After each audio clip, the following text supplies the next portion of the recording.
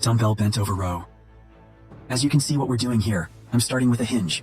And I'm making sure that my knees are bent, and that my back is nice and flat. So I'm making sure that there's no curvature in my back at all. You can see that I'm holding my hands nice and neutral. I'm pulling all the way up to my ribs. Dumbbell bent over T-row. Have a look at what we're doing.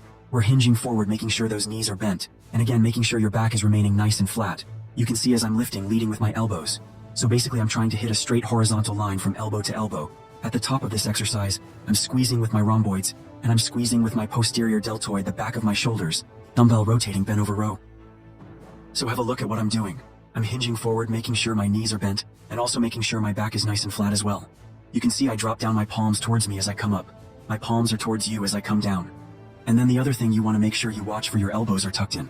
Dumbbell bent over reverse fly. So have a look at what I'm doing. Starting hinging forward, making sure that my knees are bent, and making sure I'm well supported on my thighs. Make sure your back is nice and flat as well.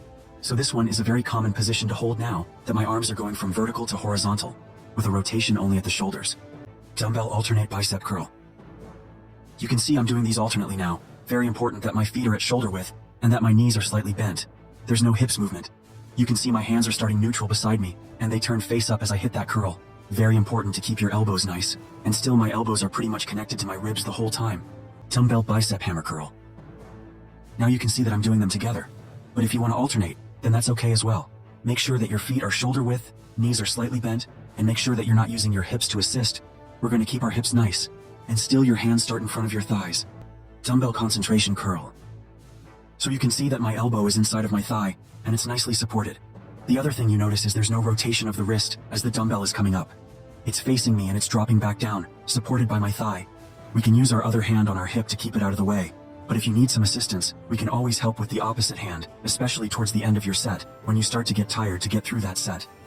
Dumbbell goblet squat.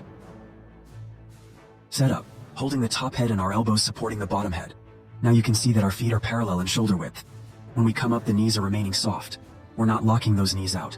Your toes are pointing forward, and when you drop down, I want your elbows to touch your thighs. Make sure that you're getting deep enough into those goblet squats. Dumbbell Romanian deadlift. This is one of your mandatory legs exercises. You can see I'm hinging forward and making sure that my feet are parallel, and also making sure my back's remaining nice and straight. What I want you to focus on is the dumbbell drops vertical. It is your butt that's pushing back and getting out of the way. The dumbbell sumo squat. This is one of the best variations of squats that you can do, particularly because they're very friendly on your knees. You can see that my legs are nice and wide. My toes are pointing out 45 degrees. They're not pointing forward. And when I'm at the bottom of the exercise, my shin bones are parallel,